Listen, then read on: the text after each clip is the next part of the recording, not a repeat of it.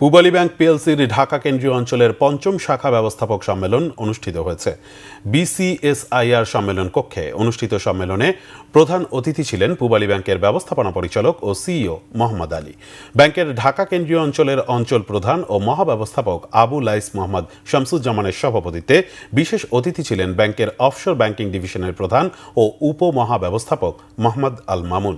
এ সময় ব্যাংকের ঢাকা কেন্দ্র অঞ্চলের শাখা ব্যবস্থাপক সহ ব্যাংকের ঊর্ধ্বতন নির্বাহীরা উপস্থিত ছিলেন।